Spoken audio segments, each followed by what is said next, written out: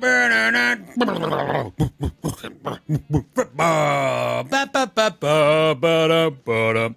is NFL Straya. I am your co-host, Jaymz Clements. I'm a guy. You can see me on a lot of other things. That's what happens. Here in the studio, I don't know, feeling pretty good. Top of the division. Feeling good. Feeling great. Looking better. On the other side of this here screen is a bloke who's in possession of his NFC 1 seed, I think. He only just got home from Sunday's Southeast Melbourne Magic Phoenix win over the Wildcats and then, you know, stumbling into pink lemonade down the road and just causing all sorts of havoc.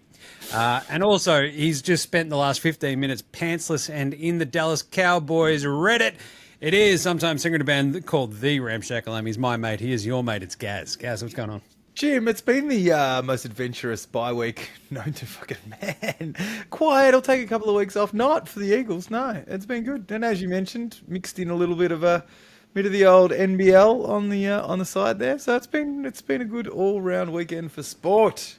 There's some horse races, but I didn't give a shit about that because I was watching the Dallas Cowboys get pantsed by one Arizona Cardinals team with a backup. So, yeah, way better things to focus on this today. Well, the cool thing is we had a chaos week, right? So last week we had just like all the favourites win, just smashings galore.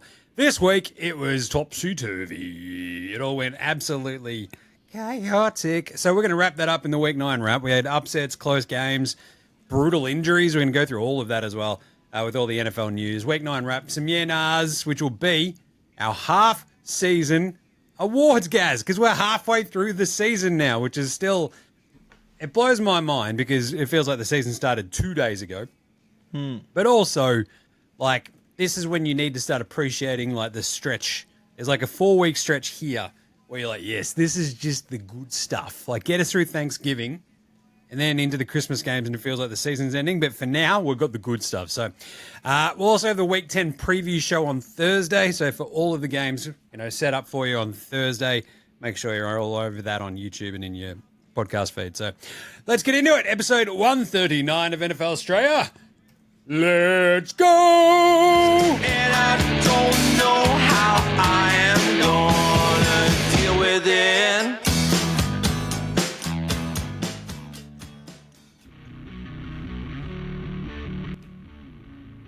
Here we go, Jim. Jim. It's a ball. That's a hold there, Jim. Jim, that's another hold over there. Jim, there's another hold over there. Jim, they're holding him everywhere. Somebody please protect. Here we go, Jim. Protect Patrick Mahomes. G'day. This is a very excited Tony Romo. And you're listening to... it's another hold over there, Jim. Look at them. They're holding everywhere. This is NFL Straya.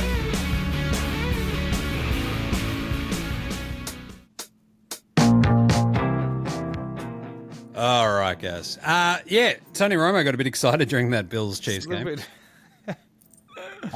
I don't know if you need to carry too much water for a Kansas City Chiefs team that already gets like every single call from the refs. But to be pointing out like almost non-existent holds on a play. And it's like, Tony, you don't have to ride for him, bro. Like there's enough folks out there already doing a bit of the riding, you know? So you can just pump your brakes and settle down and just concentrate on calling the games. But anyway, what a wild week it was. So I think I mentioned this at the start. I think last week we had... I think it was like 11, maybe of the sort of 12 games or whatever we had last week, I think it was like 10 were more than double digit. I think we might have had 1 or 2 non-double digit scores in the end. And this week, until today, I think we're at like 9 of 11 were 1 scores this week, which is just a chaos flip from... Especially when you looked at the matchups, right? Because I went into this matchup... a bunch of underdogs. There was a lot of fucking projected double-digit fucking favourites, right? Including the biggest underdog upsets since 2023, I want to say. So, not bad. But it was pretty cool. And it obviously, really threw a spanner in the works if you I don't know, betting on some of these games. Anyway, we got a new field goal record set. That was fun. I love... Like, it's a really cool record, the field goal, because you just like, it keeps just obviously getting bigger. That's how records work. Yeah. But like trying to conceptualize and visualize like 68 yards and where you just need to get onto a field. So I can kick that. Like, that's awesome. Like, we'll just go, my field goal kicker can kick that through there. That's going to be awesome. That's 3 points every time we hit that pass. Like, that's pretty awesome. And, like, once we get to 75, should we just finish football? It's fucking, surely it's not possible. I know they've cut with different balls and all this sort of stuff, but it was very lucky, the kick. Like, it had to go very, very flat. Because we also that way. Over there. He's got to get over 2 lines of fucking 6'7" dudes fucking jumping and sticking their arms up. And Brendan Aubrey, like, tried to match it today and just sailed it wide left. And you're like, Thing is, his was like right up in the air, no problem. Like, and it's just the way he kicks is just picturesque, right? That's just sort of casual, just dun dun dun bang. It's very cool. But anyway, good on Cam Little, 68 yarder. That is awesome. Yeah. Absolutely legendary gear. I mean, it's kind of how they end up winning the game. That and Trevor Lawrence and his snakes. But still, I don't know. The other sort of big news is we sort of hit on that. The big upsets. Fraud Watch, I think, is loudly blaring the alert. We love pressing a bit of Fraud Watch around this time of the season. I think we haven't actually had to jump on it this year. Usually we jump on it pretty early. Yeah. Like week 4, week 5, we're like, frauds over there, frauds over there. You're a fraud, you're cool, fuck you, I'm out, right? But now, with Indy losing to Carolina, Indy losing to... how have I just blanked on that completely? Green Bay losing to Carolina and Correct. Indy absolutely cooking it against Pittsburgh and just looking abysmal. You're like, hang on a minute. Do we have a couple of big-time frauds at the top of both the AFC and the NFC, Gaz? What do you reckon? Yeah, well, there were some surprises at those ones that were expected at the top, and as in no one expected Indy. And then we kind of... The whole Green Bay thing is rather scary because they came out red hot out of the gates, and that's kind of what we expected. And then they've just kind of been mediocre ever since. So they're very far up there with that fraud watch. Indy's above expectation, and that defense for the Steelers, we'll get into that a little bit further, but they actually showed up, which they haven't been, and they actually looked fucking tough again as a Steelers defense. So I'm not too worried about the Colts, but fuck. On that other side, the offensive line for the Lions and the that Packers team. Yeah, anyway. I mean, because we're not going to be doing nahs sort of on any of these teams, really. So I guess we could just, like, we tend to look at the playoff picture and how's it all, developing at the moment. And the top of the NFC is absolute chaos. Like, you've got your team as the 1 seed at the moment, 6-2, but we have Tampa Bay at 6-2, Seattle 6-2, the Rams 6-2, but the Packers just in there with this stupid tie wrench, 5-2-1. And the fact that they tied with Dallas still looks like the dumbest thing that's happened this year, right? Apart from the Raiders beating the Pats in week 1. Anyway, just imagine if we didn't play that game. And then the Steelers game as well, Gary. But anyway, and the Lions, I mean, the Niners have got an extra loss there, 6-3, but they've still got 6 wins under their belt. Yeah. And we hit on this last week, right? Like whether or not the NFC playoff teams are kind of set. The tricky part is with the Lions losing that game, they're now 5-3. And just behind them are this Bears team with this crazy easy couple of weeks coming up. Then their schedule gets chaos, but they're 5-3. And my beloved favorite story of the year, giving us the best meme of the year by far, which is the Carolina Panthers at 5-3, 5-4, and the Kansas City Chiefs 5-4, giving us the meme, the John Daly Tiger Woods meme, where it's Tiger Woods, KC 5-4, John Daly, or chaos. Carolina Panthers 5-4. It's just nothing better. I love a verbal meme and I love explaining them. There you go. But the NFC, like this is it. We've still now got these chaotic sort of teams just hanging out outside the top 7. Where what could happen with the Bears? The Vikings are now 4-4. Dallas look cooked. Arizona are 3-5. It's just a long way to come back from there. The Commanders, you reckon, are now done. But the NFC playoff picture just got a little bit jankier. And the AFC, you've got 5-win teams all the way down to the 8 seed at the moment. And then the drop-off hits. And thank God that drop-off is the Houston Texans, because I'm going to get to this later, but I am terrified of playing them in the playoffs at any point. That defense is just... Yeah. Yeesh. Anyway. The second half of this season is going to be out of control for... I know it was that way last year with the North, where whoever didn't finish in the 1 seed was going to drop to the 4 seed or whatever it was. The 7 seed, didn't they? Right? Yeah. So there was it was just absolute no. So the Lions, they still got, they were the 3 or 4 the top seed outside the top 2 the division. So they dropped out as the fifth. Yeah. So and that led to the whole arguments about should it be purely on record rather than just the division winners getting that and getting a home game. But we're looking at the entire NFC North 500 or above. And 3 of the West, not even just close, at least, 0.66. So at least 6 wins out of 3 of those teams. Like, fucking hell, it's going to be a tight race at that top there. Yeah, so last year we had, as you said, the Vikings and the Eagles play that, last week or whatever. Yeah.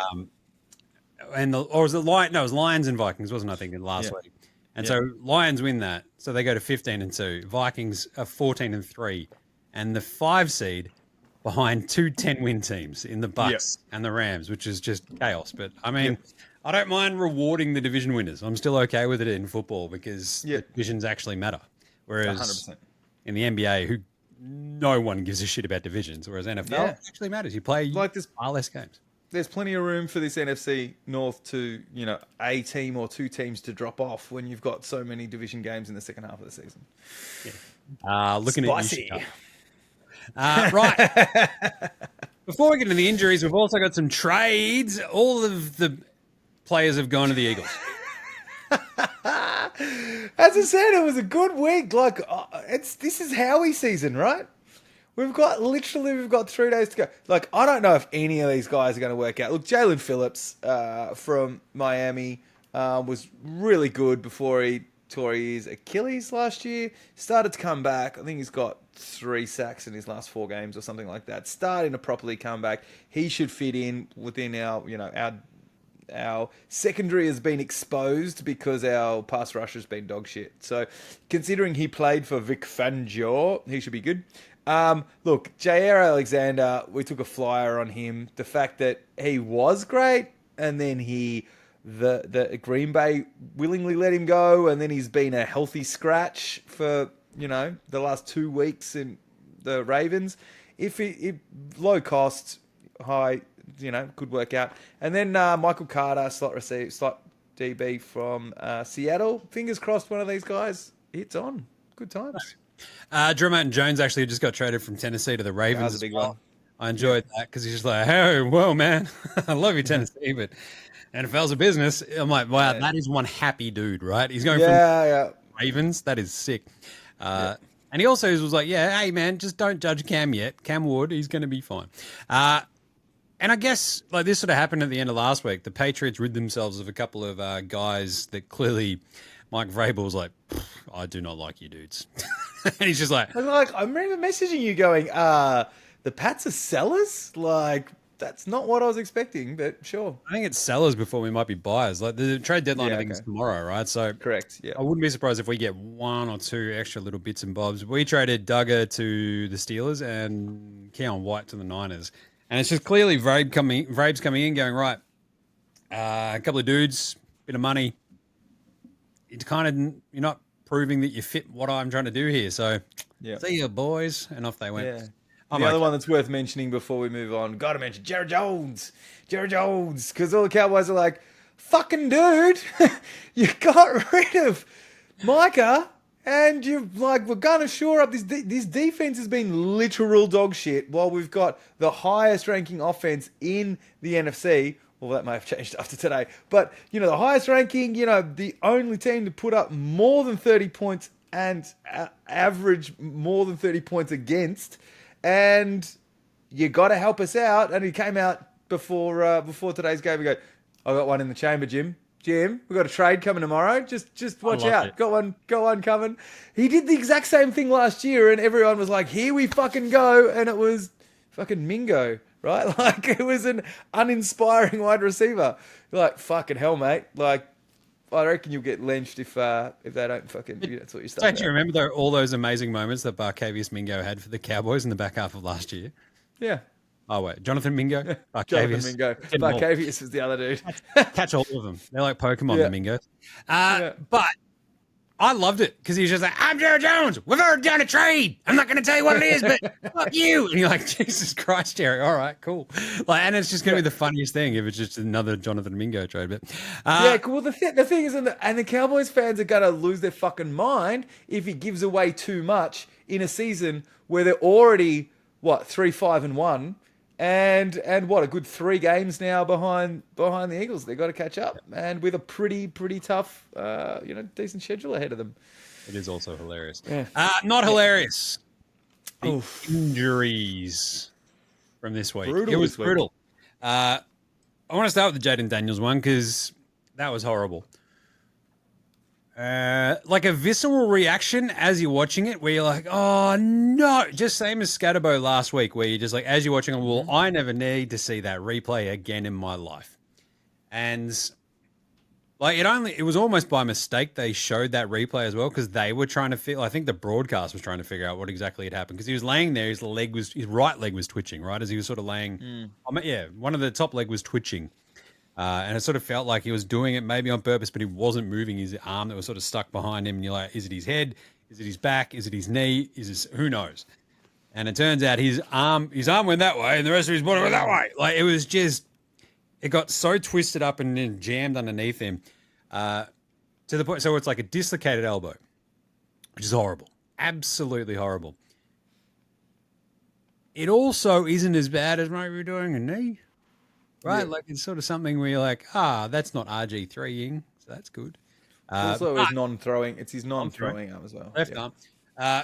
It's sort of to go NBA again. It reminded me a little bit of the not so vicious and brutal, but Andrew Bogut is a very large human, substantially bigger than Jayden Daniels. When he got undercut dunking by that mongrel Amari Stoudemire. And sort of fell down on his own arm, right? And just went underneath him and just like blew up his arm. It was kind of similar in a way to that, where it sort of got twisted out behind him and then the body weight sort of just hit it in the wrong way. And you're like, that's just fucked. Like just gross, horrible. No, pack her up. So not as just terrifying as the Bogut one, but still just, it was the first thing I thought of. I'm like, oh God. So, I don't know. The Commanders, because they've also now lost Marshawn Lattimore to an ACL. Mm-hmm. Luke McCaffrey has broken his collarbone. Yep. And obviously Terry McLaurin was already out for this week's game because, I don't know, holdouts seem to just always work, Gaz. Yeah, 100%. 100%. At least he's got money, though, so that's fine. Yeah. And it just feels like the Commanders might be a bit cooked now. They might. Yeah. Well, the narrative around Dan Quinn leaving him on when you're down by 31 when he was in the last quarter when that happened. So he's copping a bit of a spray. But look, it's on the same field as the RG3 as there's a list of them. Joe Theismann, fucking all of these. Didn't Cousins get hurt there as well? And it. Yep. Anyway. Whole bunch of list of players and around the same thing, and it was around the same line that RG3 was around the same distance that he went down, and all this sort of stuff. But obviously, a completely different injury, and it's going to come back. But you've got to think, even if he comes back, like this season will be gone. Too many injuries, and they did fly very close to the winner. We've mentioned this a couple of times, where they've got a bunch of dudes at the end of their career, and they're just trying to milk a little bit more out. And now they've flown close to the wind, and here we go. But the reaction on guys like Zach Ertz, who he's big enough and ugly enough to realize that that's the season done. He was that offense went through him, and it's going to be real tough. Yeah, it's just, I'd be trading everybody, go full tank mode and just rebuild around him. Yep. The other one, CJ Stroud copped a pretty nasty looking concussion as well. It was a weird one because it looked like he just got sort of hit brutally in the chest as he was sort of going down. But he sort of wanged his head on the ground as he got hit in the chest. So it sort of felt like a big double whammy. Looked pretty scary because it's like one of those ones like Damar Hamlin kind of vibes, right? Like right in the chest. Oh God, as he's sort of hitting the ground and just whacked. But his head sort of hit the ground, and that's where the problems came in. So that looked brutal. Mills Mafia comes in. Wasn't actually too bad, but there you go. Tucker Kraft did his ACL, which stinks because I really, really enjoyed wagering on Tucker Kraft because he's an absolute weapon. Michael Williams, the rookie for the Niners, did his ACL as well. Very, very sucky. Joe Alt got carted off again, done for the season with he had to get surgery in his high ankle sprain, which is... That's not great. Puka obviously went off in that Rams game as well. Bit brutal when you needed him for 100 yards and he managed 95, but still safety first. And he just copped one in the chin. He basically fell on the ball.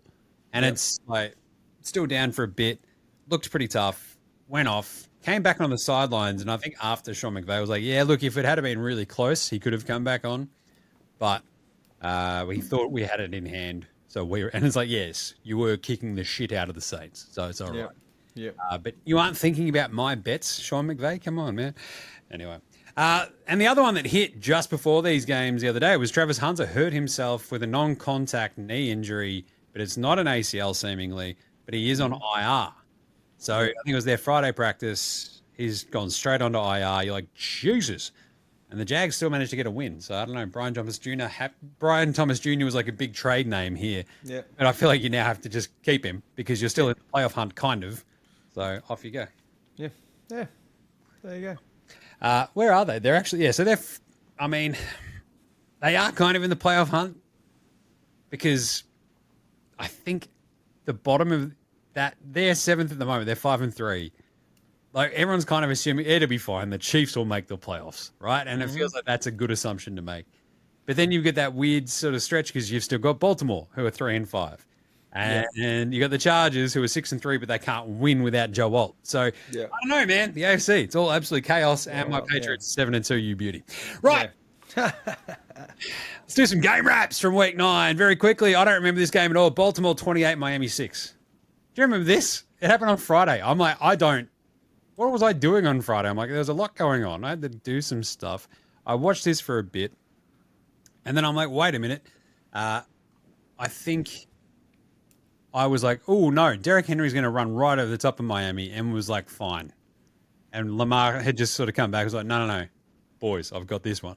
Yeah. Slinging it, and they kicked the shit out of Miami. Miami didn't do anything. So there you go. That's about it. It was just pretty consistent. Lamar just came back and went, I don't need to pass 1,000,000 times. I'm just going to throw touchdowns. Yeah. Due to Mark Andrews and stuff, wasn't it? Like straight away. You're like, oh, man, come on, dude. Let's get one to Derrick Henry. And I'll be laughing because I had wagered. He had 119 yards on the ground to Derrick Henry, but they didn't get him a touchdown. It was breaking my heart because I think I had wagered quite heavily on that. But anyway, then we go to... Baltimore, this was always going to happen. They were going to get Lamar back, kick the shit out of Miami, and Miami's season is done. That's why it was crazy to think about like that. Well, it's not crazy to think, but that's why no one was writing them off at like 2-5, were they? 2-5, 2-6, whatever it was. 2-5. And everyone was like, yeah, they're still in with the sniff here because Steelers will falter. These guys will get Lamar back. Happy days. Off they go. Atlanta 23, New England 24. Jesus. Talk about hand sort of stuff. I'm sure you had a bit of a puckered butthole after that one because if Falcons have a kicking game, you're in a lot of trouble, mate.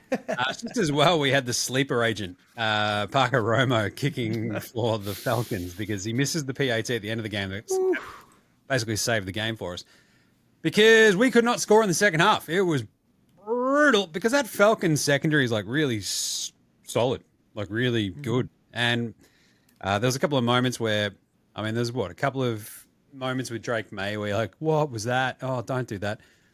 But there was also a couple of, without Booty out there as well, sort of, you're just watching this going, where's the big booty catch? And it's just like one of them was just sailed. Damari Douglas was awesome. But our defense specifically, like Drake London just sunning all of our cute cornerbacks was just, he had 3 touchdowns. He's like 1.5 feet taller than all. Yeah, just over the top. Just sucked. So he had 118 yards and 3 touchdowns and nearly won the game off his own back, basically. Penix, he also had a couple of weird moments, but he threw no interceptions, which is pretty smart. We couldn't really pressure him that much either. Like it was just their front held up really nicely. Bijan didn't get going. We've still not had a 50-yard rusher against us. They held him to 46, which is good. But it was just Penix is solid. London was good. But we also had a chance just to kick the ever-living fuck out of him, and then we sort of screwed it a couple of times. May's interception was horrible. He kept getting sacked and sort of just felt like this really choppy game. But like halfway through the second quarter, we're fucking killing him. And then like at the half, you're like, we're fucking smashing him. Oh, wait, we've let them score another touchdown. And this is not as comfortable as it ought to be. I'm fucking laying there, well, we had the 5 a.m. starts this week as well, which is fantastic. Laying there and just like 6:30 or whatever and just going, I don't know about this. This is not good. And by allowing them to score like their first touchdown at the end of the first quarter and then their touchdown at the end of the second quarter, you're like, can we just not fucking do this? Like we were kicking, it was 21-7. Then we have a fumble and you're like, oh, for fuck's sake. He got sacked, fumbled it away. They get the turnover. They score straight away. It's 21-14 going into the halftime. And you're like, oh, no. We held them just at sort of arm's length, basically the rest of the game. And the interception stuff was like fucking pretty tough. The fumble stuff was pretty tough. The fact that they won this game, though, Gaz, is like my favorite thing in the world. This is a game, I've said it like a bunch of times already this season. Last year, they lose it, right? They just lose the game. Yes, they fucking missed the PAT, and it's like sleeper agent. You're giving yourself a lot of credit there, considering that they had pretty much tied up the game in 99% of opportunities. Yeah, and then we had like the world's quickest 3 and outs straight after that. I'm like, we're just giving them another chance to go back and win the fucking game. And then we managed to just hold on by the skin of our teeth on offense. You'll take them, though. You'll take them. Yeah, you take the wins. Because like they were driving, and we managed to hold them there with like a couple of minutes left or whatever it was. And then our offense manages to get that, I think it was the Hunter Henry sort of first down, and we hold on and we win. But I don't know, to get to 7-2, this felt like a bit of a screwy sort of game anyway, but take the win. And then all of a sudden you look at the Falcons, who've now lost 3 in a row. They're sitting at 3-5. They had, this was the year that Bijan's going to be Offensive Player of the Year. Penix, they found their guy in the second half, and they've really, developed this defense. And now they're sitting behind the Panthers. Crazy. London's scary, Bijan's scary, Pitts is scary. Their secondary is really good. Their coverage is fantastic, and you're just like, how the fuck do they keep losing these dumb, shitty games? Like, how did this team get beaten by fucking Miami last week? Like, what are we doing? Yeah. Anyway, chaos games. Let's do it. Chicago 47, Cincy 42. What the fuck was this? This was the most fucking ridiculous game known to man. I was like clapping delightedly at times. I'm just like, what the fuck is happening? My favorite thing about this is Cincy pulled off the hat trick, right? They've never not seen since like the 70s or whatever the fuck hat trick of the kickoff return touchdown, the blocked field goal, and an onside kick recovery. And they lose. And you lose that game. How do you lose that game? That's incredible. Well, you lose it because Caleb Williams cops a receiving touchdown. Runs 57 yards. Throws for 1,000,000 yards himself. And just like, I don't know, you're up by 14 with like, what, a minute and change. Was it 2.5 minutes or whatever left? Yeah. Flacco gets a touchdown. They recover the onside kick because you fuck up. There's like, they score again. And you're like, oh, God, since you're going to win this one. And then somehow Caleb Williams finds Cortland Loveland across the middle for a 58-yard game-winning touchdown. It was absolutely There were four defenders around him, Jim. And 2 of them actually were in front, so that the 2 who closed in on him both bounced off him. They went the old shoulder hit. You're a fucking safety. The tight end is significantly bigger than you, and you just fucking bounced off him. Yep. It was horrendous. So yeah, but I think that obviously it's absolutely fucking nuts when you've got 495 net passing yards for this game. So what? Yeah. Flacco threw for 470, sorry. They had 495 total. 470, 4 TDs, and you still fucking lose. They're the first team in, I can't remember the period of time, but they've scored 80 points in the last 2 games and come away without a win. Yep. But most importantly, like I guess the crack showing with the offensive players and the in the locker room interviews. Well, fucking Chase walking off, just screaming at the top of his lungs, "Just get a fucking stop!" And who was it? Brown, who Chase just Brown, said, yeah. Chase Brown just went, just get fucking. We keep putting the ball in the end zone. Just get it. Just close the game. Just close the game out, and we'll be fine. So, mate, crack show. By the time Smoking Joe gets back, there'll be nothing left. Right? It was absurd. Like T. Higgins was incredible. His catches were just next level sort of shit. 121 yards, 2 touchdowns. Chase, it felt like a pedestrian day for him, and he had 111. He just didn't have the touchdown to like make it like, oh shit, but it was Higgins just doing all the spectacular shit, I think, in this. And on the flip side, Loveland, 2 touchdowns, 118 yards. Like Colston Loveland just going, oh yeah, Tyler Warren's cute. Check this out. I am still pretty good. And it's like, I don't know, they've kind of realized, hey, we should use that tight end that we took in the first round before Tyler Warren. That'd be a smart idea. But this was like, Roma Dunze didn't do anything in this one. I was expecting a big Dunze game. Kyle Monongai, the running back, because DeAndre Swift, he comes in 176 on the ground. He was absolutely gnarly. It's no Swift, and they put up 283 on the ground and 2 TDs. Also, That's fucking hectic. Theory, running backs with dreadlocks are substantially sicker than running backs without. Yep. Prove okay. me wrong. I'm all right. Yeah, you can have a nerdy looking running back like big old Jonathan Taylor. I don't really care. No, Anyway, give me a bit of LeGarrette Blunt. Fucking They're steamrolling dudes. Yeah. That was awesome. Chicago. This is another. They're 5-3, but this is also a game that they do not win. No. Sans Ben Johnson, right? So good on him. It's what you said about the middle. It's what you've been saying for weeks about the middle of the road teams, right? Like you'll challenge. You only have to be semi decent to challenge these guys, and if you're any good, then you beat them, and if you're not, then you don't. They're middle of that road. It was such a chaotic game and such a good response, I reckon. Like Caleb looked good at times. He also did some really Caleb-y sort of shit. But I think, I don't know, I really enjoyed that Ben Johnson turned him into gave him that reception and, the touchdown. Like he was so wide open, it was crazy.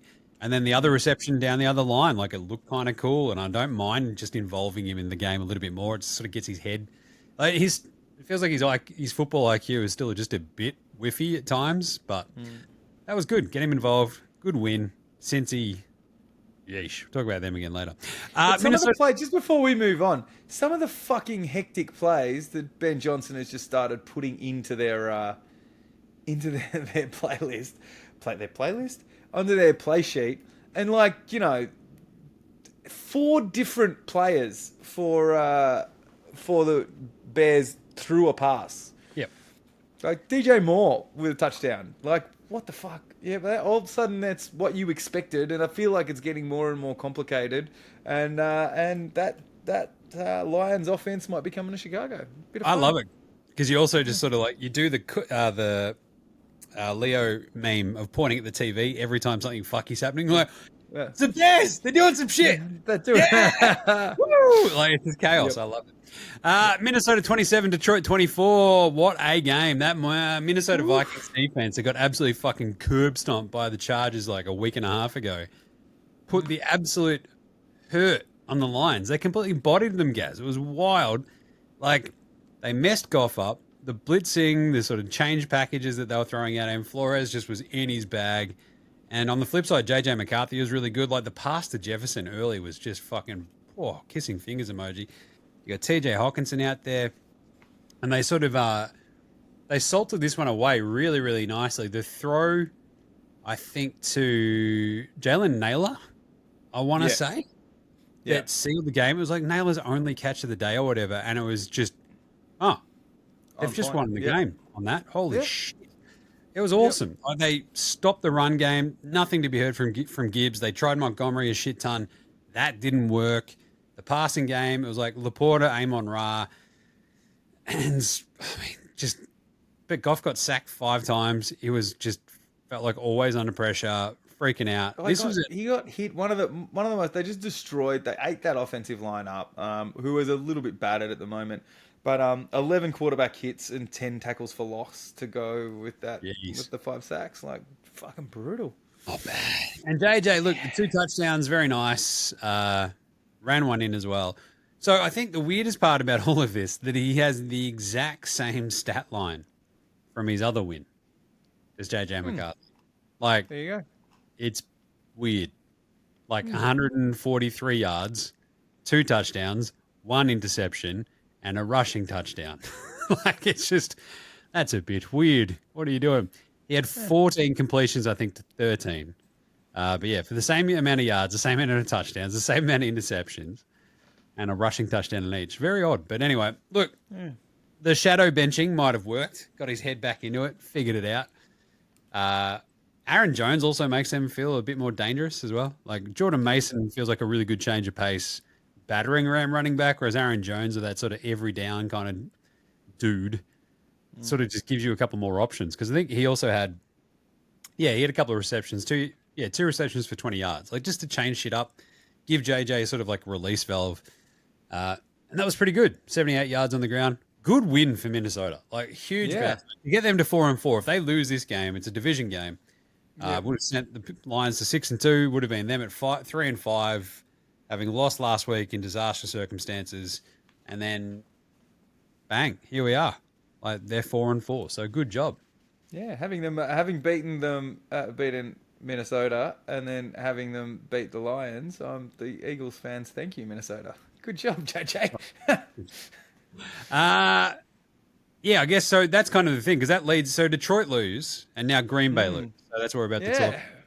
This is, I think I messaged you, right? Like Green Bay literally just handed you the guys, the inner track at least to the 1 seed. Yeah.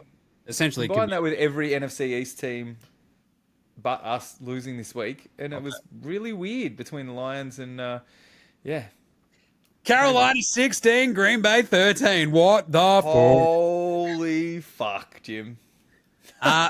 So my favorite one is there's a Panthers fan podcast out there called Meow Mix. And they, after the season started in just such horrific fashion, they went, fuck it. We're out. We've been doing this since 2019. This team is just fucking horrible. We just can't justify this to our wives and families to do the show. And since then, I think they've gone like what? They've won 4 games. I think they might be 4-1 since they basically put it on hiatus. And this week they came out and go, we're going to have to do a show. And everybody has gone, no, what? No, you can't do a show, you idiots. Because since you gave it up, they're good. Don't be selfish. Like they've had like Jonathan Stewart's like, what the fuck? Don't do that, you idiots. Like you have to like not do the show. Like that's how this works now. So they then came out and went, okay, we've heard. We're going to stay retired. We're going to do this show. I'm like, that's amazing. I don't know what it'd take for us to not do the show, but I don't know. If we played in a Super Bowl, like Eagles and Patriots again. It'd be fuck, a third. I don't think I could do with a third, Jim. But yeah, let's be honest. This has all come about since they started just giving Rico Dowdle the ball. He's been amazing. Not that it's a different guy than was in Dallas. He's just gone off his head in the last 4 or 5 weeks. They got a big problem with Chuba now, right? Like, what do you fucking do? He's got Chuba Hubbard 5 carries for 17 yards. Rico Dowdle, who was started the season as the backup, 25 carries for 130 yards and a couple of tutties. Yeah, you got to ride the hand now. Yep.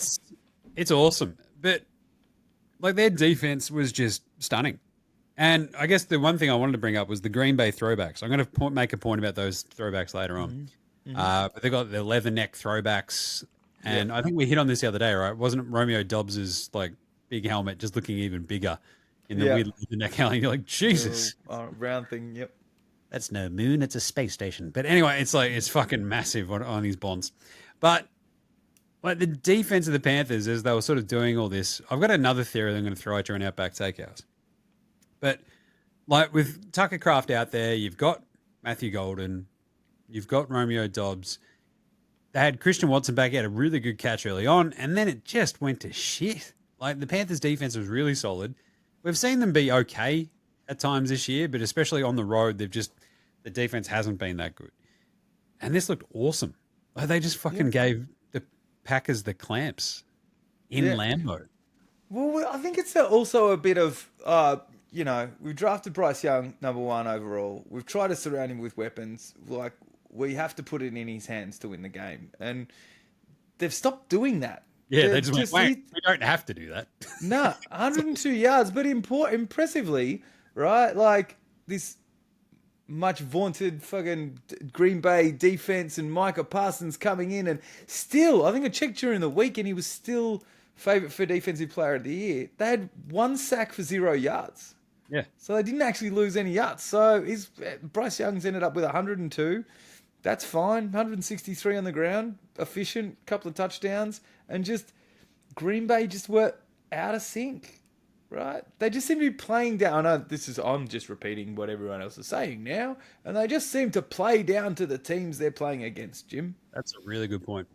Because like Josh Jacobs, it never sort of really they sort of kept trying to make it happen, and he never sort of snapped off that big one that you're kind of expecting. Dobbs, Watson, Kraft, it just never really clicked ever. No. Here's a fun fact, Jim.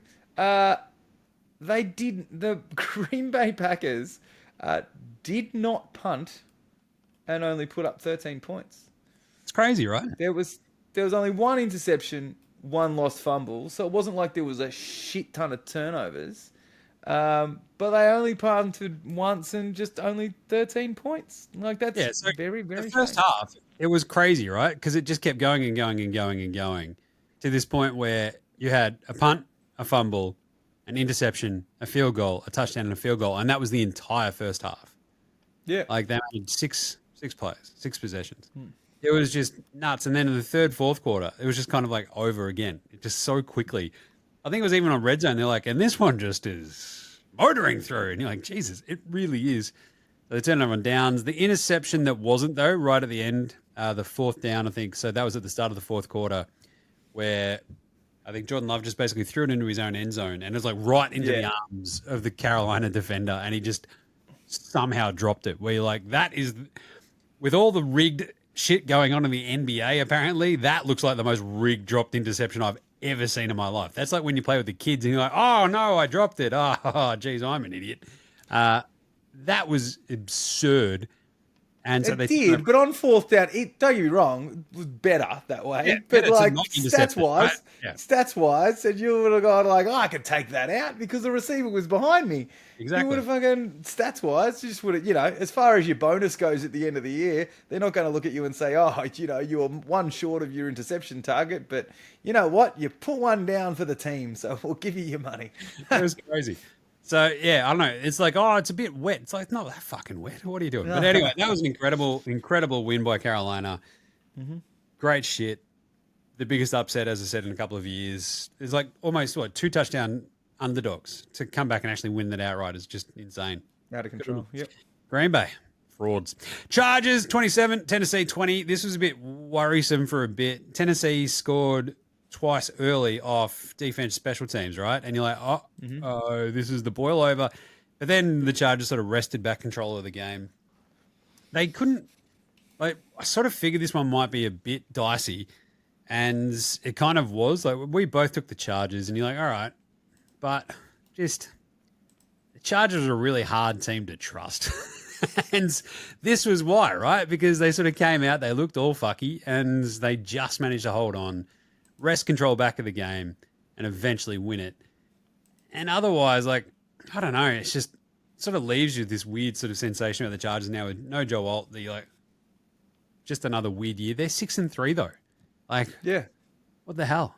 So Herb's sacked 6 times by the Titans defense without, any massive names on them, because I don't think Simmons played in this one either. And it was just a weird game. But they managed to get back in control. They're actually leading by halftime. And you're like, it's okay. The Titans never really went away. They never really had the big Cam Wood fuck up. The Chargers sort of just tried to do their dumbest shit, but they hold on to a win. So good on them. Yeah. I guess. I mean, they got the defense. The Chargers got the defense that's going to keep them in every game, kind of thing. And if they can do enough, if that offensive line can keep Herbs clean enough, well, then they should be fine. Anyway. Yeah. Still got sacked 6 times. Anyway, Niners 34, Giants 24. This is just CMC. He was awesome. Mac Jones completed all of his passes. What was he, 16 for 16 or some shit? Something I think. weird, yeah. Well, it wasn't 16 for 16. I think that might have been Darnold's line. But I think No, that was Darnold. He started it. Mac Jones, I don't think, hit the ground in the first half, which was just pretty crazy. But I think the big thing is like the Giants' offense, like just Jackson Dart has got some shit to him. The problem is he's got no one there to help him out. No. So he had 56 yards on the ground himself. He was their leading rusher. Slayton just had some horrible fucking misses. Just, I don't know, Theo Johnson's sort of solid as their room, but he had a couple of misses and like 2 drops where you're like, what the fuck was that? Just, if you can touch the ball, you can catch the ball. But McCaffrey was incredible. They were pretty desperate. They picked up Ray McLeod. I think it was this week. Like usually, we'll start you on the practice squad so you can get used to the team. But they signed Ray and they were like, fucking get in there, son. Just run somewhere. Jackson will find you. Yeah, McCaffrey, 106 yards on the ground, 67 passing. You're like, geez, crushed it. Touchdown for both. Mac Jones, 19 and 24. Niners, 6 and 3, feeling pretty good. This was a pretty good win. Like, yeah, if they can weather all of these injuries and still be up there, you go, all right, just don't keep going. And then they've just lost their rookie to an ACL. They just keeps going for these guys. Indy 20, Pittsburgh 27, Steelers defense. The fans had like a funeral for the defense out in the parking lot. That was pretty funny. Very weird. Fans are awesome. And then the Steelers defense went, we are reborn. Check this out. And off they went. They were so good. They ruined Danny Dimes' shit. They stopped Jonathan Taylor and they were just awesome. Indy looks It was the Danny Dimes game we knew was coming though, right? We just didn't know who it was against. He accounted for 5 turnovers himself, Jim. 3 interceptions, 3 fumbles, 2 of them lost. Like that's a Giants Danny Dimes game. It was just like, it was a tough watch when you sort of like, I've got money on Jonathan Taylor. I've got Jonathan Taylor as my vice captain in Supercoach. I think I've got Michael Pittman on my mind. He was actually okay because he got 115 yards. But it was just a brutal one. Whereas like Rodgers was just solid, just did enough, hit Frymouth with that touchdown, which was really good and sort of gave them some space. Jalen Warren kind of did the rest. And they kind of just moved the ball when they needed to, controlled the game, and Indy just never got into it, and that was kind of the fraudiness of it. Like their defense, I thought it always sort of felt like the defensive side of it was overblown a little bit. Like they were good, they weren't that great, and then Pittsburgh sort of just slowly ground them into dust, and then their defense was just fucking wildly awesome, and just ruined Indy's shit. Well, like, that's it. Like, while we were wrong with the picks, what we were right on is you can throw on this Steelers secondary. You know, like even with all the fuck ups, Danny Dimes still threw for 340 yards. And on the other side, like that's the craziness of it. They outgained them by like Steelers had 225 total yards. To 368 for the Colts, right? There was just all of that turnover battle. The entire game because of those turnovers. Like everything just kind of got short circuited, like time and time again. And you're like, 100%. And that's why it felt like he was throwing these massive bombs to like Pittman and who was their other receiver who did really well, Pierce with 115 as well. Yeah. And you're like, he's just going to keep throwing it because they need to try to catch up to this fucking team. And they can't run on them. And, oh, God, it's another interception. Oh, God, it's a fumble. Oh, God, it's a touchdown. Now it's another interception. It was chaos. It was really, I don't know. Indy are going to be a fascinating one in the back half of the season. So, Pittsburgh, great win for them. Danny Dimes turning back into Danny Dimes that we all know and love was pretty funny. And I don't know, might be a bit of a rage trade of both of my QBs in Supercoach this week from Dak and Danny Dimes. But anyway, defensive arm wrestle, Gary. Denver 18, Houston 15. CJ Stroud goes out. He was playing pretty well up until that point. Nico Collins came back, They were targeting him time and time again without Surtan there. And Mills Mafia wasn't too bad, but like, I don't know, the Texans defense just ruined Bo Nix for 3 quarters. And then he came good again because that's just all he does now. He just turns into fourth quarter Bo Nix and is like, all right, better. It's like the, again, verbal meme, CJ coming out there to walk around, not CJ Stroud, but CJ from Grand Theft Auto, San Andreas. Shit, here we go again. Like, that's Bo Nix every fourth quarter. He's just like, shit, better win the game. He was really good. And, like, the Texans, the defense kept them in it, made them just wildly terrifying. Kaimi Fairbairn kept them in it, kicking field goal after field goal after field goal. But Denver, I don't know, this is what sort of makes them so scary. Like, it'll just click. And then he'll be hitting Cortland Sutton for fucking 40 yards or whatever. And he's just like, Jesus, they just can't be killed dead.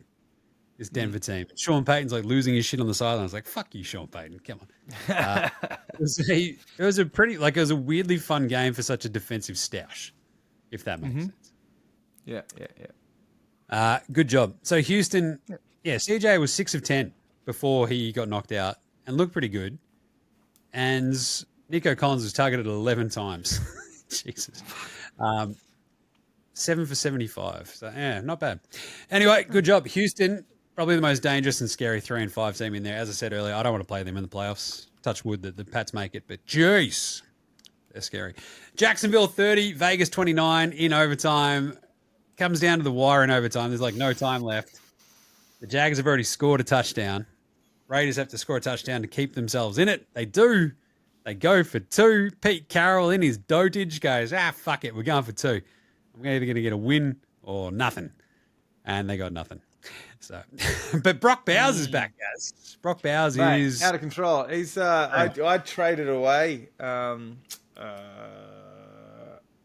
McBride from Arizona because I was stashing McBride and Bowers, and I was like in my dynasty, and I'm like, oh fucking here we go. Bowers been out for a couple of weeks. I'm like, come back, son. And this week he went absolutely bunter. 12 receptions, his biggest game of his career, 127 yards, 3 touchdowns. Genius. Absolute genius. So and they were fucking, every one of those touchdowns was different too. It was a crazy catch. And then there was a running through the defense, and he was just fucking locked in. It was great. But the Jags, I mean, Trevor Lawrence, like the sort of sneaks over the goal line. It's like, well, nothing else is working. Fuck it. Like Etienne was like everywhere, but not in the end zone. It was very odd. It was just a weird game. And obviously with Cam Little hitting that 68-yard field goal, you're like, this is just like this is a classic sort of Jacksonville versus the Raiders kind of game. It's like exactly what I expect. It's going to be absolutely off its fucking head. And it was very fun. Good win for the Jags, though. Keeps them right there. New Orleans 10, Rams 34. This was a blowout from almost the time they stepped on the field, it felt like. Rams just kicked the shit. Devontae Adams just everywhere. Puka had, as I said, like the 95 yards before he went out hurt. Kyron Williams is crushing it. The Saints are just, it's pretty rough. Sure. It's a rough watch. Rookie QB against that defense. They start Tyler Shuck. So Tyler Shuck, but then they just throw Taysom Hill in there a couple of times just to do Taysom Hill fuck shit. And it kind of works. It looks a little bit funny. And then you're like, you're still getting your heads kicked in, though. So it was 20-10 at the half. And then the Saints didn't score again. And I don't know. Kyron Williams, 114 and a touchdown. Devontae Adams, his specialty now is just like a couple of touchdowns and 60 yards. So good on him. Rams looking dangerous. Kansas City 21, Buffalo 28. The big banner game, guys. This was pretty big. Buffalo kind of fucked them up. Yeah, it actually feels closer. The score was closer than it actually felt. Yeah, but that's it. Talk about puckered buttholes. That was every Bills fan down the back end of this game where you're like, here we go, Jim. Here we go. And you're like, all right, Tony, fucking settle down. Mahomes, 0 touchdowns thrown. Pretty crazy. Kareem Hunt runs one in. Rashee Rice runs in the other. Weird game. Like, he ends up with only the 1 interception, but it felt like there was about 87 of them potentially out there. Sacked 3 times. Josh Allen only throws for 1 touchdown. 0 interceptions. But he and James Cook just every so often would just go, all right, boys, we'll just check this out. Josh Allen runs in 2 touchdowns. Cook was everywhere. Dalton Kincaid was a problem. He had that big, awesome catch and touchdown down the right-hand side. You're like, yeah, I feel like Kansas City, you will eventually sort of slow this down. They did drag themselves back into the game. Just wasn't quite enough down the stretch. So, you had was it the Patrick Mahomes like arm punt towards the end, and you're like, oh yeah, this is all just going a bit sideways. Inspiration. Yeah, the Bills, they sort of hold on. It's hard though, isn't it? Like you watch these games, like this still doesn't fucking matter. Like beat them in the playoffs. We just don't care. We just don't care. You've got them in regular season, and then everyone will pat themselves on the back, and then they'll still get you.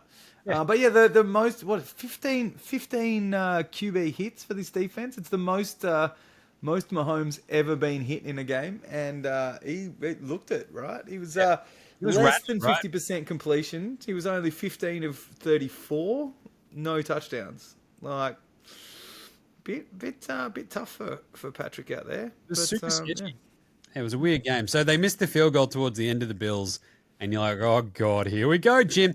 Down 7 still, and you're like, oh, this is surely 22 seconds is. We know that's enough time for Mahomes, and they don't get there, and you're like, all right, cool, game over. Fun one though. Like I think the way that we've built up this rivalry is really cool. Like it's just obviously the way the history sort of sits on it, but it doesn't really feel like a giant rivalry until the Bills actually fucking beat them in the playoffs. Yeah. Like there's nothing really riding on this game beyond the Bills continuing to stay as a top 3 seed. So yeah. Anyway, Seattle kicked the fuck out of Washington. JSN's awesome. 38-14. Commies were out of this really quick. Seattle are kind of terrifying. Like to go west to east and do this. The Commanders, like it sort of did feel like, as we hit on, like House of Cards sort of shit. And this was over quick. Yeah, the Horton touchdowns. Yeah, JSN just fucking everywhere, catching everything. He was awesome. And Seattle just looked good. Their defense is solid, more than solid, kind of terrifying at times. And you're like, oh, geez. And Commanders just couldn't do anything. So, yeah, like you referred to earlier, Darnold completed his first 16, I think it was, before any completion. Ended up 21 of 24 for 330 and 4 TDs, Jim. But I think JSN's sitting at like 900 or something. Like he's on target midway through the season. He's actually on target for, or not on target for, but he's within spitting distance of a 2,000-yard season. We'll see if that keeps going. But he's literally everywhere in every game. So awesome. Yeah, I love him. Absolutely, I loved him going into the season. I managed to snag him on a bunch of my fantasy and Supercoachy sort of stuff, and he's up. And then finally today, Arizona 27, Dallas 17. How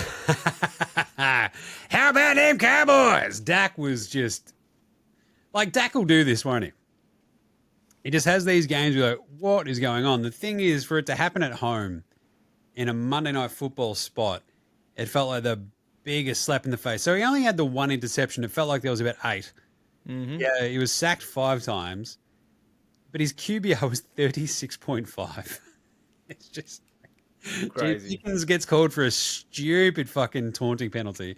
That was all he did with, like, I've felt I don't often feel bad for George Pickens, but he held out the ball and like that was enough. And you're like, do you think that's the one that's really going to tip them over the edge, you fucking idiots? Come on, refs. Yep. And I don't know, at times, like some of the refs actually this weekend, it felt just really fucking weird. But I don't know, came out of this one going, well, that was funny. And Jacoby Brissett, he might be the dude they just stick with. And I think that's what's probably going to happen. Yeah. So look, they were definitely more in control, but then Dallas started to chip away. But it came down to those couple of fumbles, right? Like that Jake Ferguson one allowed them to jump out there, and then Dallas looked to bring it back a little bit before they 10 points at halftime, and then Dallas started to get into that last quarter. Arizona hadn't scored, and then Dallas did score and bring it back to what the 10 points that it was in the final. And I remember messaging you going, this is it. This is fucking Jonathan Gannon going into... They were giving them so much cushion, Jim. Like, that was when they just started fucking... Dak Prescott just started moving downfield. And I think that's when the taunting thing happened. And they just started chipping away. And I'm like, oh, fucking, they're going to go soft here. and that's going to get in the end zone a couple of times. And then that Javonte Williams, I think, was the second fumble down the sidelines. Davis Gaither just fucking popped the ball out and fucking off we go. And it was game over. And I was like, wow. Yeah. This has been a horrendous Arizona team. At home in Jerry World too, right? Pretty brutal. This offense has felt unstoppable. The Arizona secondary looked pretty bloody solid against them, right? Yeah. I think the Arizona defense across the board is pretty middling. There's nothing shit or great about it really, but they did a really good job. And I guess the biggest thing is you go, oh yeah, but they're playing against the Dallas defense, which sucks. Yes. And that's why they managed to score 27 points. They did have the blocked field goal return for a touchdown as well to the Cowboys, which really sort of gave them a boost when they couldn't do shit early. But they're still getting their heads kicked in, and they just never got into the game. It's pretty funny. Harrison was huge in the first half. He had his most targets ever in a game after them just going, get him the fucking ball. You've drafted him really high. Get him the fucking ball. And he was great. Trey McBride, once again, was fucking great. Yep. DeMarcado didn't fuck up. DeMarcado was the one who busted down the sideline, broke out, and then just went down rather than fucking it up like he did as he dropped the ball over the end line. He just went down to keep the clock running, and it was just a good all-round performance by the Cards. Even if they get fucking smoked for the rest of the season, you're going to be like, that was a pretty good win. That was a good win. Because I think they lost the last three or four in a row by less than 4 points each game. Yep. Tough scenes. Staying with Brissett, it's pretty funny. Anyway, let's do some yeah-nahs. That's week 9 done for the Raps. That's the halfway mark of the season, you see. So, who are our halfway mark award winners? MVP. Who is it? Is it Josh Allen? I think it's Josh Allen. If you're just right, the season's over, COVID. The winner is Josh Allen, I guess. Sure. Because if Jonathan Taylor had done anything against the Steelers, I'd be like, we could make a case for Jonathan Taylor. Instead, he gets relegated to Offensive Player of the Year because this is a fucking QB award and we should just call it that. But Jalen Hurts. You don't on your list here, you don't have. It's always easy to forget the guys who are on bye, but you don't have Mayfield, right? And Mayfield's been He had a rough couple of weeks heading into the bye, though. But he's also played with fucking no one, right? True. His injuries and the fact that he's still been grinding it out.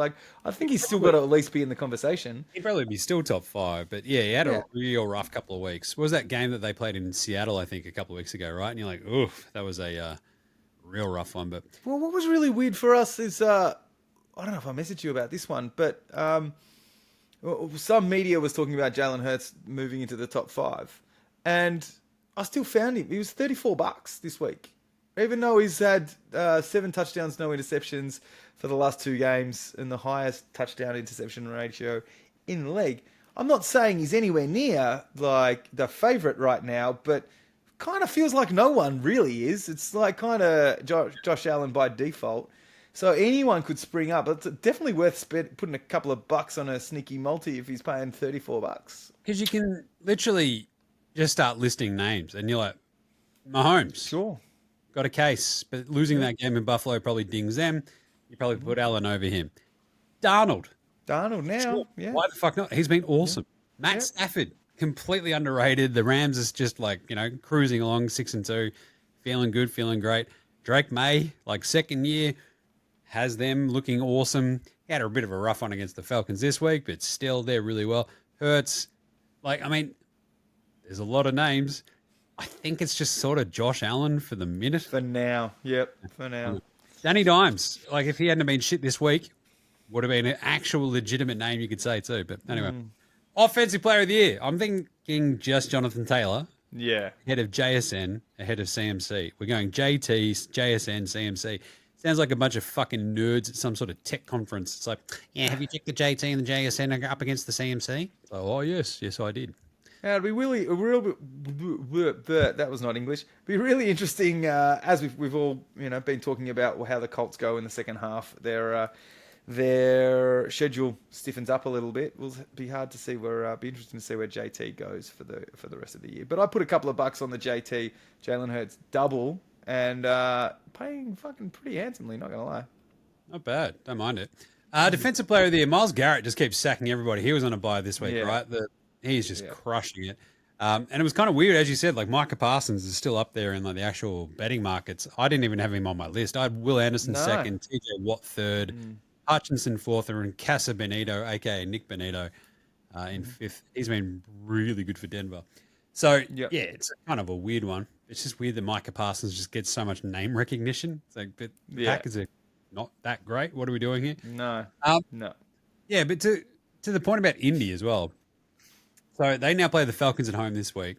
Then they got the Chiefs, then the Texans, and a pretty big Jags game at the second week of December. So Jags, then Seahawks, Niners, Jags again, and Texans to finish off the season. That's a really, 7-2. Who knows where the fuck that team's going to end up? Yeah, exactly. Anyway, Coach of the Year, not Dan Quinn. No. Nope. Yeah, better leave my star QB out there at 31 points down halfway through the fourth quarter. Just real good coaching. The fact that he came out and admitted it. And then comes out, oh, yeah, I missed that one. Whoops. Did you really, though? Good job. Come on. For me, it's probably Steichen, Vrabes, Mike McDonald. Yep. In whatever order. Because I don't mind what Seattle are doing. Obviously, Steichen has that Indy team looking awesome, and Vrabes has come in and completely changed the Pats' trajectory up against this shit schedule. So the lid is on. Like if these guys keep going, I mean, all of a sudden, this offense for the Bears keeps improving. Like Ben Johnson may enter the chat at some point, and Canales, if like these Carolina's gone from fucking nowhere to causing a bit of chaos, right? So yeah, never know. I think the other one is I sort of mentioned this to you the other day, right? If your team runs the slate and smashes a 1 seed, like Sirianni again, like just why the fuck not, right? He pisses off a lot of people though. Like I can't see, and no one claims it's like he just doesn't come across as the guy where he's the mastermind, right? It's how we getting the players and Vic Fangio on the defense. It never comes down, and I'm not saying that it should. I think most of it's Big Dom. It's pretty much Big Dom, isn't it? Yeah. Offensive rookie, probably Jackson Dart's almost unbackable at this point. Egbuka on bye this week. He was already carrying a hammy. He had a quiet couple of weeks prior to that. Tyler Warren has also had a couple of quiet weeks as everyone's gone, wait a minute, we can't let the rookie tight end beat us every week. So it's interesting to see how he bounces back. For me, it's Dart. Defensive rookie. This one's a bit harder, right? Yeah, Makuba, Jihad Campbell for your Eagles. Abdul Carter has been really good for the Giants. He's at they've got like this litany of riches for the Giants. So he is cycling in and out. But I don't know. It's kind of an interesting one for defensive rookie. Yeah, Makuba keeps making he makes these awesome plays and then he'll just make these head scratches. Jihad Campbell, I had at the beginning of the year. The thing that I was why I had him over Carter was purely because of the amount of riches on that defensive line. With Burns and Thibodeau and all that sort of stuff for the Giants. Like, it's going to be hard for him to stand out. Don't get me wrong, Jihad Campbell walking straight in next to Zach Bourne and all that sort of stuff. But not much. There wasn't much next to him. So, Campbell's still... I put money on Campbell at the beginning of the year, and I think he's still tracking, second, I think, in the odds. But I don't think Makuba's up there. Protector of the year still goes to Tony Romo and the Kansas City Chiefs. You got hold here, Jim. That's pretty crazy. Comeback player of the year, Dak, Mac, Flack, or Hutch.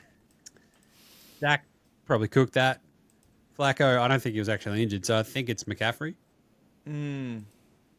Maybe. Yeah, Hutch. This defense hasn't been I thought it was going to be Hutchinson, fucking hands down after the first couple of games. And he still might get there, but Dak's good story, and getting this offense where it needs to go. But fuck, if they don't make the playoffs, it's pretty hard to give it to you. There you go. That's all the awards for halfway through. Feels about right. Yeah, I don't know. Bit of a weird year, especially with the AFC, right? The way that it's you're going into this season, it's only the Chiefs, the Bills, and the Ravens, and that's it. And they're all sort of just a little bit janky. Instead, it's like the Colts and the Pats, and you're like, what the fuck is happening here? Anyway, it's not the mid-thousands. And the NFC, like, yeah, Eagles are good. Packers are almost unbackable there. It felt like after that first week or two. Now it's all sort of just getting clumpy again. It's weird. All right, good bloke of the week. Who are we going to buy a beer after week 9? Cam Little for setting the field goal record. Love that. He was so happy with himself as well. It's like it's indoors. I reckon there should be separate rules, but that's all right. Colston Loveland and Caleb Williams and Cole Monungo. I really enjoyed that Bears game a lot, and it was kind of neat. Caleb's just a weird cat, and it would be just good to sort of see him get like 4 just solid games in a row where he just doesn't fuck up and do dumb fuck shit. That's all I ask. But anyway, Mercedes Lewis played yesterday. Do you know that? Did he play? I'd heard that he'd been signed. And I'm like, and he's 41 years old. He's the oldest tight end to ever play in the NFL. It's like, did he actually catch? Because if he caught, I don't know if he actually had a catch. I think when he has a catch, he's only the 3rd player over 40 to catch, because Jerry Rice played into his 40s and Tom Brady had 1 reception in his 40s when they did a Philly special, and yeah, so he'd be the 3rd player ever. That's pretty impressive. Yeah, I think he got out there, but I don't think he had a catch or anything. So right. Still pretty cool. Good on him. And like that's also the one where you're like, oh geez, I need a beer after that. I'll tell you what, doing some running. Anybody else that you had for buying beers there? No, I mean that totally makes sense, right? That you got to go anything that's a one time in the league. Fucking that's pretty good. Nice. Otherwise, what else we got? Old mate, no mates. That'd be Dan Quinn. Yeah, I sent both of mine to you during the week, God. It's got to be fucking over the weekend, God. It's got to be these 2 fucking clowns, doesn't it? Every Commanders fan is just like, are you fucking serious, dude? It's literally come out. So that's been like spent a bit of time in the commies Reddit, mate. And there's a lot of just get that fuckhead out of here. Like those kind of vibes are definitely on point. Yeah. Tracks as well. Obviously, Cincy, like the old mate, no mates, is like putting the offense and defense on separate buses, I think, at the moment. Because, yeah, I would be. You've got, Chase Brown and Jamar Chase just ragging on them, and the defense just going, all right, yeah, sure. Zach Taylor going, yeah, it was pretty uncalled for. It's like, was it, though? Was it really? Because I feel like it's kind of called for. Yeah. Like they did. But they've been doing this, points. Jim. They've been doing this for 2 years. Yeah. It's not like it's a couple of weeks in a bit of a down spot. It's been 2 years. This offense has been fucking flying high. But realistically, they've kept them in this season. Them and Flacco have kept them in this season while Burrow's out. And fucking hell, like, yep. Brutal. Daniel Hardy on the Bears as well is probably a bit of an old mate, no mates. That onside kick hit his foot. It's like, just get the fuck out of the road of the ball at all. Don't matter. It doesn't matter about you blocking that dude. Just don't go near the fucking ball, man. What are you doing? Well, the original call was, nah, they're fine. That didn't go far enough. And then we're like, why? Everyone was like, why are they so? It's clearly. Yeah, so, look, what are you doing? It's not so bad. I mean, they still escaped with the win, but could have gone real pear shaped. My favorite one though was probably Rico Dowdle, old mate, no mates, because he got the 1 pump. The 2 pump, got the flag. So, but he didn't do the 3rd pump. Why is he getting a flag? This is bullshit. So just the nice little the Key and Peele sketch of the 3 pump and the flag. He did it twice and he got flagged. That's some bullshit, Gaz. This should be in the rule book. But that's what I was like. The interview is he honestly believed that. So like, it's like, oh, what do you mean a comedy sketch show? Well, it's not quite the NFL rules. Anyway, he came back I think after that penalty, he came back and busted a long run that ended up settling the game. So fucking certainly busted. Outback Takehouse. It is Tuesday at Outback, and I'll tell you what, after today's big race, we're having some horse steaks only at Outback. Bloody delicious. Today's Flame Grill take is, if you lose wearing throwback uniforms, you can never wear those throwbacks again. I don't make the rules, but I just don't think you can. At least, all right, 5-year cooling off period. You can't wear those throwbacks for another 5 years. I'll be okay with that because in the McNabb era of the 2000s, we had this horrible like Swedish colors. Like people from Sweden actually wear it. The powder blue and the fucking yellow, and they were the most horrendous fucking thing I've ever seen. So happy to wipe those. But since we brought back the Kelly greens, undefeated, I think yeah. So yeah, mate, I think it's the punishment. You're all in on your throwbacks because conceptually, I kind of like that Green Bay one, the leather neck helmety kind of things. Look pretty funny. You look kind of cool. You're like, we should probably do this a little bit more. Oh no, you can't. You can't after you lose to fucking Carolina at home. No. So maybe that should be the qualifier. If you wear the throwbacks at home and you lose, same as that Steelers throwback that they wore 2 weeks ago and they got their shit pushed in. Like, you can't then wear those uniforms again because everyone's just going to go, oh, we wore those when we got our shit pushed in. What the fuck are we doing here? This is horrible. But yeah, love the conceptual idea behind that one. It was a little bit better, I think, than the they were just kind of a bit poo brownie, but the leather neck helmets look kind of cool. So I was like, that's pretty gnarly. Anyway, my other one is Green Bay have too many weapons. There are now too many states. We need to get rid of some of them. I'm not a crank. Green Bay have too many weapons. Like they spent years and years and years not drafting receivers for like Aaron Rodgers, and then as soon as he goes, they're like, "Fucking, we're going to draft all the receivers. Let's make it rain." Like culminating in their first round receiver drafted since like 2002, whatever, when they took Matthew Golden. Like it came on the back of like what Christian Watson, second rounder.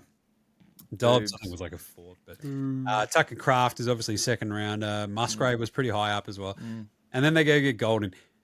I think the Outback Takehouse is, you can have too many good receivers because you suddenly just sort of get, oh, wait, who am I meant to be feeding? Yeah. I think it's good just to have like a hierarchy of receivers. Now that Tucker Kraft is out, I'm not like, he is awesome, but could it make them better, Gaz? Better, what is it? Better by subtraction kind of stuff. What's that? Yeah. I don't know. Potentially. Kind of weird. We'll see. It's so hard just to like Matthew Golden's done fuck all this year, but it's because they haven't needed him to do too much, and it sort of feels like he just gets lost in the shuffle, like that sort of shit. Yeah. Last one. I mean, Darnold for MVP, Stafford for MVP. Like these are the things that could actually happen, and I wouldn't be aghast right now, halfway through the year, if you just went, Jim, here's my case for Stafford being the MVP. I'll go fucking thumbs up. I can't argue with you. Darnold, same sort of thing. And the actual Outback Takehouse part of that is it's because Sam Darnold's now got a beard. He's got a big case of doof face without the beard. With the beard, in the Pacific Northwest, no less, it looks like he could be in a band. I'm fucking here for it. I love this version of Sam Darnold. It rocks. Like, he could be actually like one of the guitarists in fucking Pearl Jam. Like, I'm here. That's cool. He's just not a nerd now, is what you're saying. He's not a massive, weird, doof-faced nerd. Yeah. Anyway, good stuff. I also not really Outback Takehouse, but I'm so fucking terrified of that Texans team somehow making the playoffs and us having to play them in the first game or some shit because that defense is fucked. Yep. Anyway. But their offense is just janky. It's on and off. It has been since week one. Anyway. Aussie Outlook, Aussie Battlers of the Week. Anyone that stand out for you this week, Gaz? Mine was just Mitch. Jordan Mailata had a break. Mitch Wish had a big game. Yep. It's pretty fun watching him out there booting it for the Bills. Fun. That was about it. And finally, Captain Fantasy. Supercoach hadn't actually gotten its rankings around yet, so I did get a big win, actually, I think, over Jez, who we hung out with on Sunday. Yeah. Yep. Which was good. Big one for me, thanks to Brock Bowers. So I dropped mine by 2 fucking points. I wasn't happy about it. I thought I was going to have Matty for a while there, and then I got screwed because I started CJ Stroud, and he went out super early. So that fucking cooked me really. Rico Dowdle. It's been I'm now starting both running backs because it's just real fucking hard to pick. And Chuba Hubbard did absolutely 3/5 of fuck all. To only lose by a couple of points when he's got Josh Allen, I'll take it. And I lost my starting quarterback. And Supercoach, I managed to go up 65 spots overall. I'm 431st overall in the entire thing. So that's cool.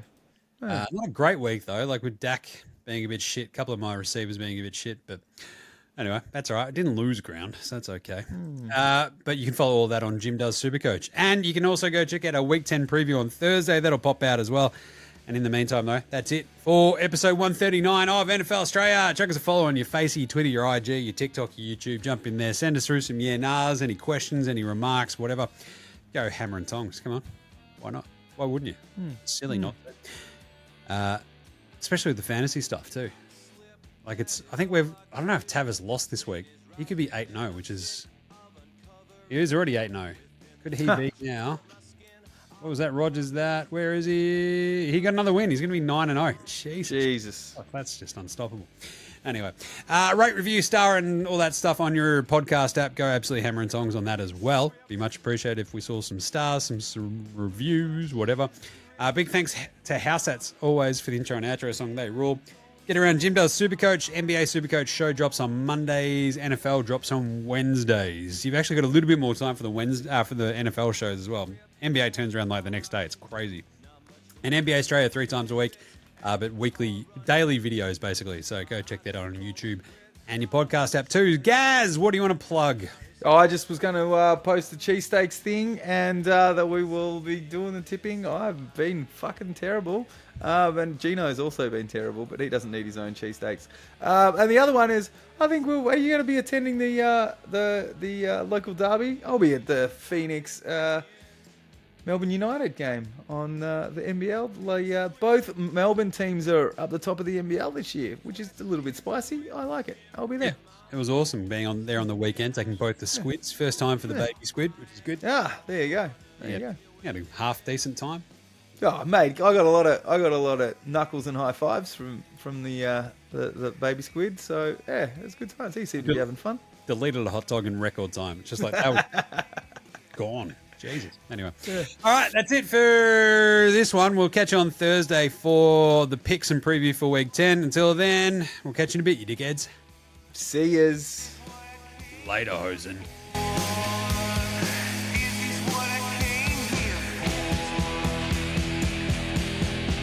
I've been broken.